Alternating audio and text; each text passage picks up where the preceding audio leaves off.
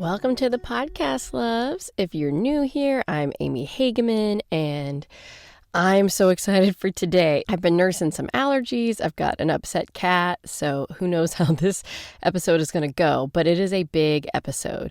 So I will refresh you all and say I took August off of social media, and at the end of August, right before I was going to get on social media with intention and consistency, I went through a dark night of the soul. In my dark night of the soul, I realized that I really needed to work on allowing myself to embody anger and how much I was actually not showing up the way that I would like to because I was skipping over the step of welcoming the emotion of anger. So that led me to create a bunch of reels on social media about emotional intelligence and just the different categories of emotion and how they serve us. So that's gone really well. People really seem to like it. So I decided we're going to do, 2 or 3 podcast episodes about emotion. Today, I'm going to give you a very wide overview of the spiritual purpose of emotions. What are they for and how do they work? So before we even get to the emotions, let me back up a little bit and give you kind of the whole person context. If you're familiar at all with the phrase thoughts become things, or you've seen the movie Secret, you're probably aware of the idea of manifestation and how our thoughts and our mindset can create the experience that we want in the world. But it's actually thoughts plus emotion. We have at least 60,000 thoughts per day, 60,000. Some of those thoughts we form into beliefs, or they are repeated thoughts of beliefs that we have formed previously. And our beliefs are what help us create our feelings.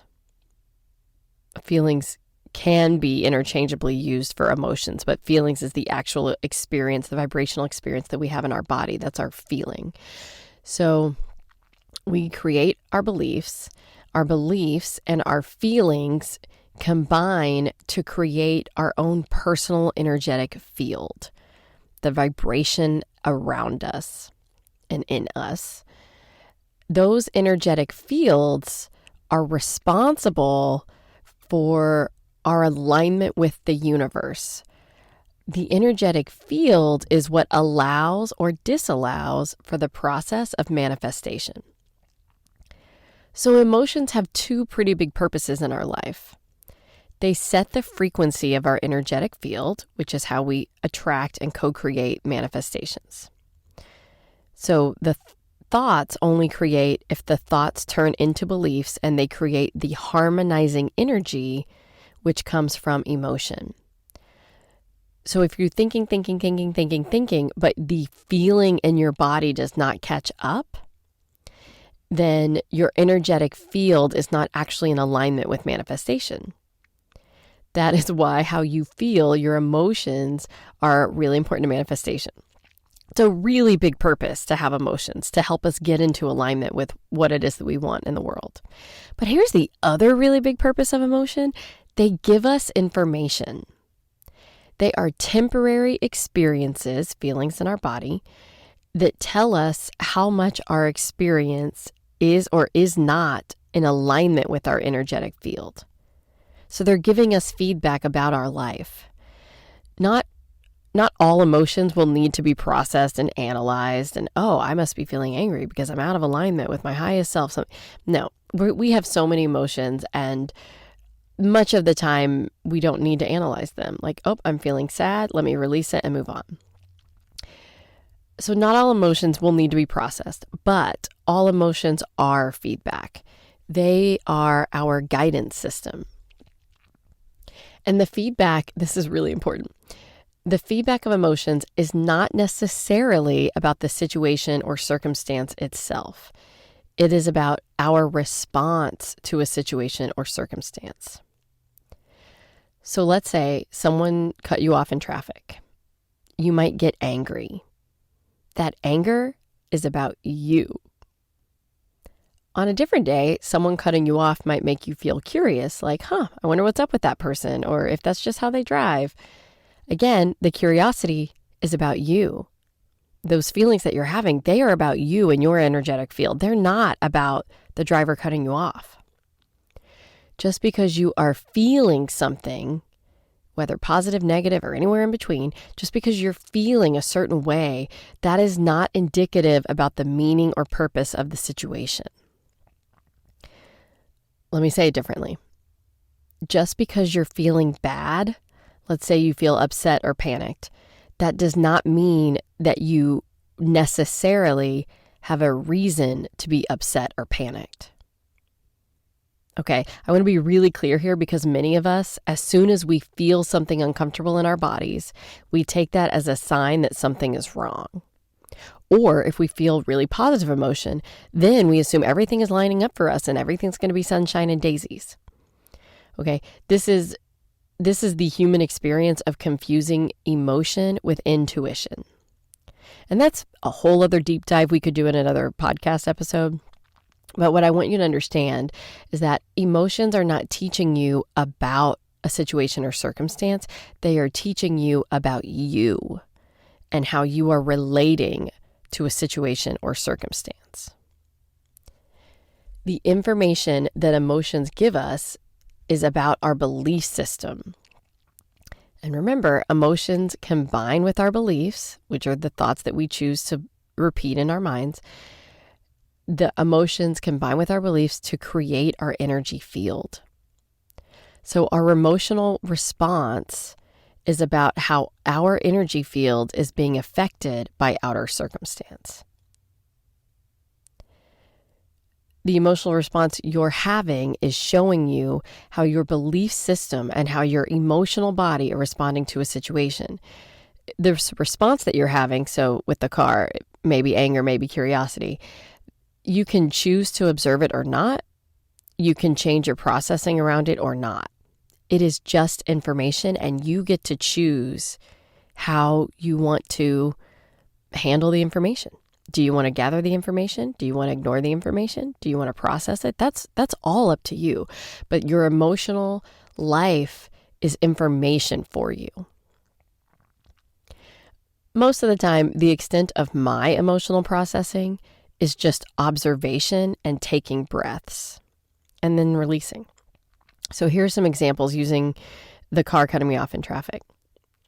If my response is, wow, I'm really angry that car cut me off today. I must be more tired or stressed than normal. Or I must be feeling like my emotional bucket is not full. Or I must be feeling like I don't have control over things. But I observe, wow, I'm really angry today. I must be something. And I decide what that means for me. Let's say my response is, dang, I wonder what is going on with that car. Maybe they're from another country and that's just how they drive. Oh, look at that. I'm not mad today. All right, go me. Let me take a deep breath and smile. I bet I can manifest ease and grace today. And then I would literally smile. I know it sounds silly to congratulate myself on not being mad, but it's valuable information. The car cut me off and I observed that I wasn't mad, that I was curious. So that is telling me that my energetic field is in a good, healthy place. It's prepared to interact with outer circumstances.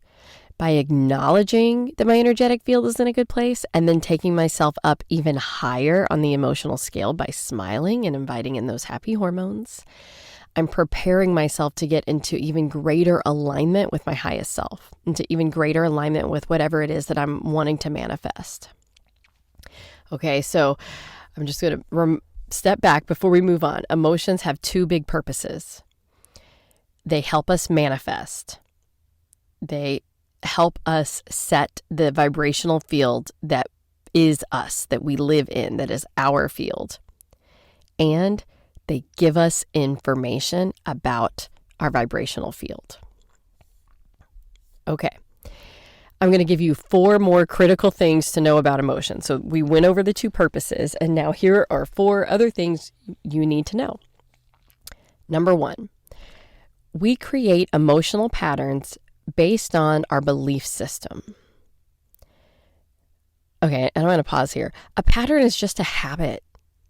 So sometimes when I talk about emotional patterns, I think people feel like it's this big, hardwired, stuck, etched in stone pattern. But no, it's just a habit. It's a habit that we have within our bodies of how we respond to things.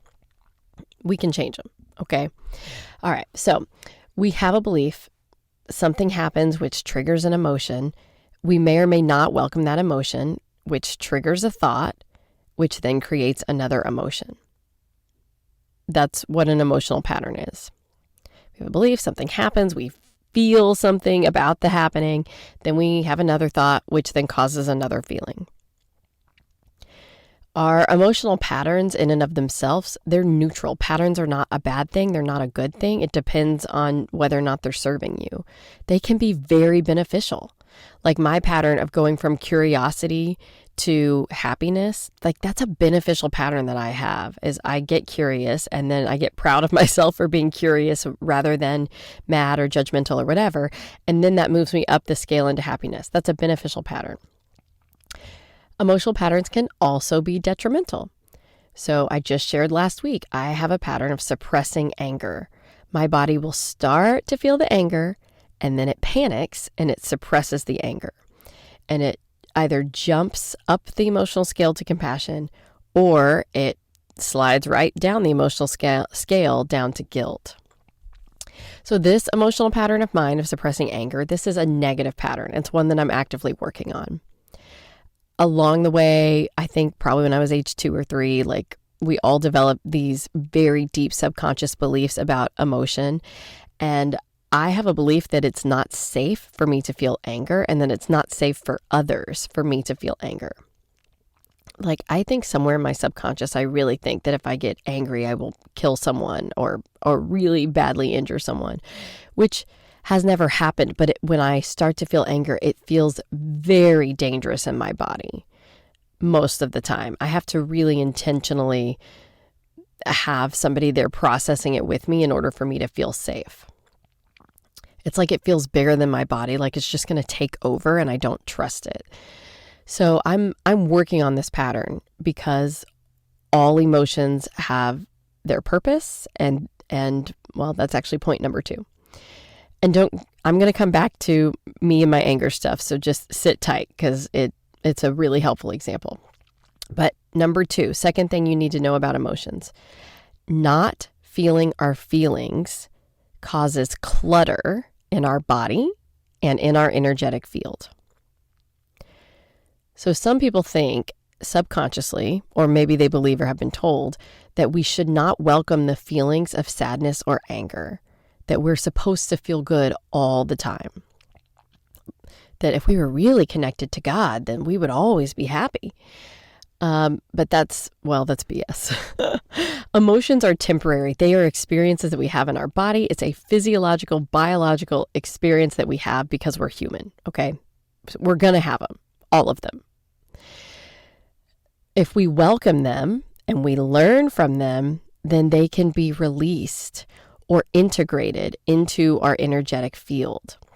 And our energetic field can then stay focused on our soul's intention. It's very clarifying for us as we release the emotions as they come up, and it's clarifying for our energetic field. The clutter of emotions that have been suppressed, it stays in our bodies. By avoiding some of the feelings that are trying to arise within us, we end up suppressing that energy. So then we literally have vibrational energy floating around in our body trying to figure out where the heck it belongs. It came up so that we would feel it and release it. And when we don't do that, it's got to figure out where that energy goes. And it goes other places. So by suppressing our emotion, whether intentionally or not, by suppressing our emotion, we are taxing our bodies. I mean, we are asking a lot of our bodies. So in my case, coming back to the anger, in my case with the anger, the compassion and guilt that I might feel instead of anger are actually tainted by the energetic vibration of anger that's still floating around in my body. So I might be choosing to feel compassion because I know that's what I, quote, should be feeling. But as long as I've got the emotion of anger suppressed, some of my emotional body is being distracted with the anger. So it's not 100% compassion because I didn't release the anger. It's just suppressed. It's just in hiding. So it's not true, complete, authentic compassion 100%. It's compassion layered with anger, which in its worst form can end up being condescension if I'm not careful. In my mind, it can be like, oh, you're going through a hard time because you're such an idiot. Like that type of feeling. If you don't let go of the anger and you're trying to jump to compassion too quick, it can distort itself from true compassion. And like, it sounds kind of funny. That's sort of like, oh, you poor thing, you're just dumb. Like that sounds kind of funny, but that is not who I want to be in the world. That's not how I want to see people. That's my body not having a handle on anger. That's my ego. So when I suppress that anger, even though I'm trying to be my highest self and step into compassion, because I haven't honored what my human body needs to experience, it comes out distorted. We've got to handle our own emotions first. It is so important. All right, and now let's look at the flip side. The other thing that happens for me as a pattern when I suppress anger is I go down in vibration to guilt. And anger warps guilt just as much as it warps compassion. So rather than just being angry at the situation or angry that it's out of alignment with my energetic field, I might decide, or out of habit, feel guilty instead. Like it's my fault that it's out of alignment, or I could have done something to prevent it from happening. I choose to take it on and feel guilty about it. Then the anger I suppressed is still there. It's just waiting for me to release it. It's bumping around trying to find where it's supposed to go until I'm ready to get it out of my body. But since I don't release it, it layers onto that guilt. So not only am I feeling guilty because I didn't control the situation better, because I didn't prepare the circumstance differently or whatever, because I'm feeling guilty, then I get super freaking pissed that I'm feeling guilty because that anger keeps bubbling up. So then I feel shame because I shouldn't be mad that I'm feeling guilty. Obviously, I deserve to feel guilty. If I'm feeling guilty, I must have done something wrong. So then I get mad at myself for feeling guilty, and then I feel shame.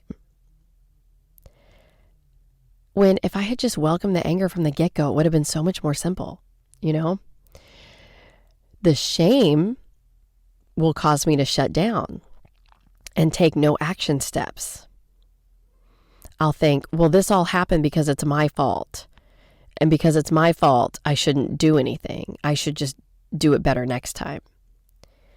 Whereas if I just felt angry from the get-go, it would have cleared my head and I would have been able to come to a spot of going, okay, what do I want to do next? So the suppression of anger, for me, this is a very detrimental pattern, as you can see. It is definitely affecting my behavior. And when I get better at embracing the anger, as soon as it arises and not shoving it down, not trying to jump up to a place of compassion, I avoid having the complicated layers of emotion that lead to those cycles of behavior that are not 100% authentic. They're not 100% in alignment. And in the case of compassion, it's not that those behaviors wouldn't be in alignment or 100% authentic, but if you jump to something before you're ready, that's what I'm talking about. It's like if I'm trying to be very loving and compassionate towards someone, but I still have that anger in my heart, then it's not 100%. And it would be better for me to release the anger and then fully move up into compassion, where I could bring my entire energetic field, where I would have no resistance to being compassionate. Okay, this has been a lot of talking, so let me remind you. We talked about the two purposes of emotion, that they set the frequency of our energetic field, which helps us manifest, and they give us information. And then the first thing I wanted you to know was we create emotional patterns based on our belief system. So I had a belief that it's not safe for me to feel anger. It's not safe for other people for me to be angry. The second thing I wanted you to know is that not feeling our feelings causes clutter in our energetic field and distortion in our behavior. Okay, so that was me and the guilt and the anger and the shame and the ugh. Okay, here's the third thing I want you to know about emotions. They will not kill you.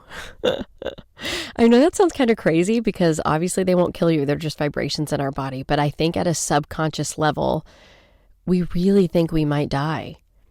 And this is because we do feel physical pain when we experience emotion. Our body is feeling something when we are having an emotion. And so there is a part of us that wonders, how is my body going to get out of this? This is such an intense emotion and it's so strong and so visceral. Like, how am I going to get out of this? Especially for those emotions that we rarely feel or that we don't usually feel to such an intensity or so deeply, we can become afraid of them. Grief and shame are pretty big ones for lots of us. And there have been a few times in my life where I experienced a combination of grief and helplessness, and I genuinely thought I might not survive just the emotional experience itself. And I'm going to give you, I will never forget this. So I'm going to give you an example. This was many, many, many years ago. I was in college. There was a person whom I loved very, very much who had tried to commit suicide, and they were in another city. And I was just waiting to find out what happened. I was out of town. I was on vacation with my family. A friend of a friend called and said, this is what happened. Our friend's going to the hospital. I'll let you know. I felt helpless. I wasn't there with my friends to monitor the party or whatever it was they were doing. I wasn't at the hospital. I was in another city. I was literally helpless. And even if my friend did survive, which thankfully they did, they're alive and well. But at the time I didn't know. And what I did know is even if they did survive, a person trying to end their own life is a very big deal. So I was grieving that my friend was that upset with whatever it was they were upset about. So I had this deep grief for my friend's upset, for my possible loss, and an intense helplessness. And I just will not forget it.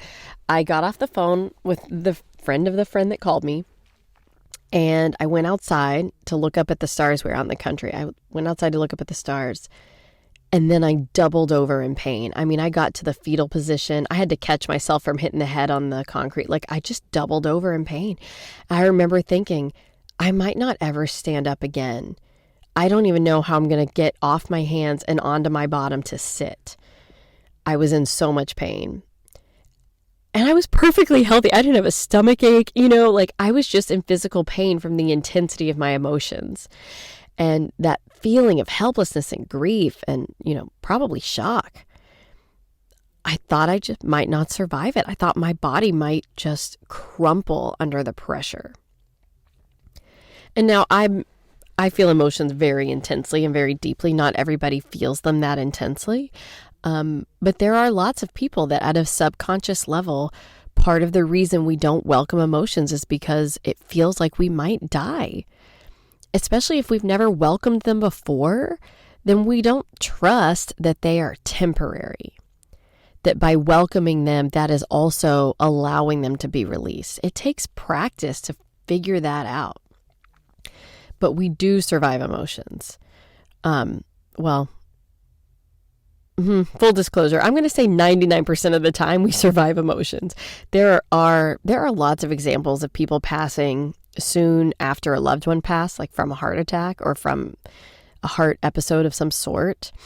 And I do think that in those, there are cases in which a combination of our emotions and our soul's blueprint, it may cause us to leave the physical plane early.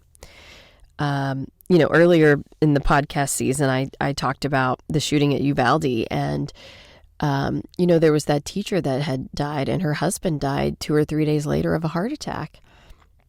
And everyone that knew him and loved him said he died of a broken heart. So 99% of the time, I will say that we do survive our emotions. And I will add, it's also really important that we learn to welcome our emotions. I was reading an article. It was published in the National Institute of Health. And I'm going to just read the quote from you, and I'll link the article in the show notes. But the quote is, "In our research, we have found that the cardiovascular response, example, increase in heart rate, the cardiovascular response associated with suppressing an emotion to be approximately twice as large as the response with simply expressing that emotion."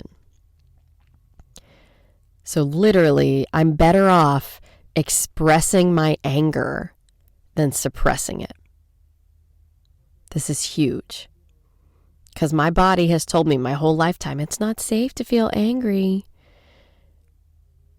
But it's actually way safer for my body to just express it than to try to push it down. The National Institute of Health says so. Okay, so that was number 3. What you needed to know is that emotions will not kill you. Most of the time. Most of the time they will not kill you. And I'm sort of joking about that because I don't want to make light of people that pass from grief and heartache. I'm not making light of that at all. But most of us will not pass from an emotion. And many of us do carry around this subconscious belief that it's not safe for us to feel things, that we won't somehow come back from it. And so that's why point 3 is they will not kill you. They're temporary, and the more you can feel them and allow them, the quicker they will release. It's important to keep breathing when you feel an emotion. If you're feeling so sad and you're crying to the point of not breathing, tell your body to breathe, because every time you breathe, you're letting oxygen in and out of your body, and it's helping the energy to move. It's helping it from getting stuck and stagnant. Okay, so it will not kill you, but it's important that you embrace it. Okay, and the last point, this is a happier point, but the last point I'm going to make about emotions that you need to know. Number 4, emotions work in both directions. So just like emotions are our response to the outer world interacting with our energy field, we can also proactively create positive emotion, which changes our energy field and how it feels when we interact with the outer world. To create positive emotions, we need to repeat our positive thoughts to ourselves. We need to affirm our positive beliefs. As we focus on positive beliefs, our vibrational frequency increases.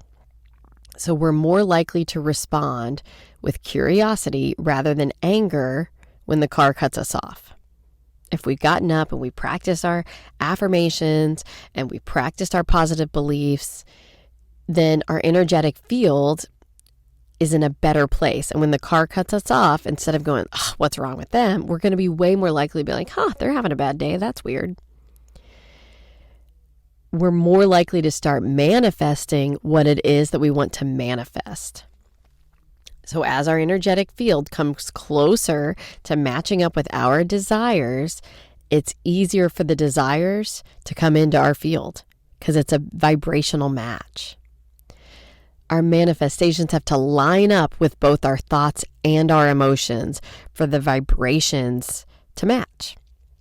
And when we practice feeling the way we want to feel, the manifestations can come in easier, much easier. And I could talk about this, but I don't want to go down the rabbit hole of manifestation because we're, at 30 minutes. So the point is, your emotions are important, and you can practice feeling good by focusing on the thoughts that make you feel good. And you can practice feeling good by trying to create new behavior patterns that will lead you to joy. Even if it's my behavior pattern, the one that I shared, where it's Every time I feel curious, I give myself a pat on the back. Look at me for feeling curious rather than feeling anger and judgment. Good job, Amy. Give myself a pat on the back, and then I smile.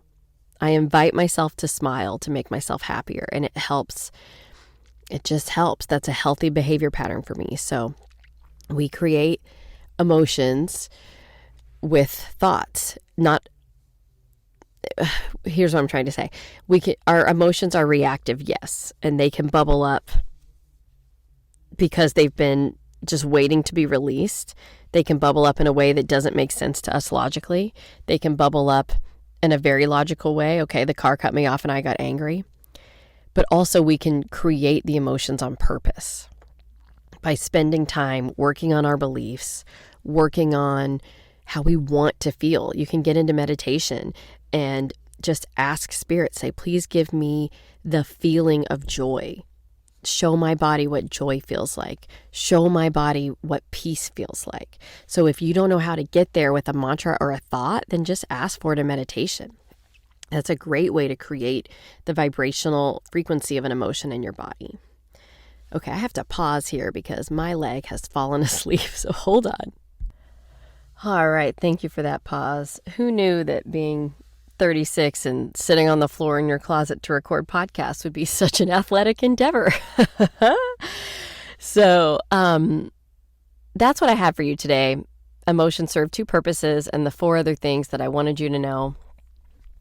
This was a very intense overview. I hope it was helpful. Next week, I will be recording a podcast with some tips for how to feel your feelings. So in my case, if I skip over anger, what can I do to practice feeling angry? If I suspect that I have suppressed anger, because sometimes I don't even know, right? So if I suspect that I've suppressed anger, what can I physically do to help me welcome the feeling? So I'm going to be answering those questions next week, not just about anger, but about a bunch of emotions. So I hope this has been super helpful. I've really enjoyed all of your comments and processing on the reels that I've been creating on Instagram. It has been a great way to kick off my experience with social media. I had been terrified for a long time of showing up on social media, and the universe works in funny ways. I was really, really busy, and I didn't have time to worry about a great backdrop or having makeup on or anything. And so I just had to show up as I was. And it was really lovely to start that way with very little pressure, and to see that people still respond to the material. And it takes some pressure off, and it reminds me that I'm good enough as I am. I don't have to have makeup on. No one's following me because of the way that I look. So in case that is applicable to any of you guys out there, just start where you're at. You're good enough as you are, and things are not nearly so scary once we get started. Once you dive in, it's never as bad as you think it's going to be. Or it's a lot worse, but then you have a whole lot more information and you go from there. So cheers to the work, friends. Let's get to it. Have a great week. Bye.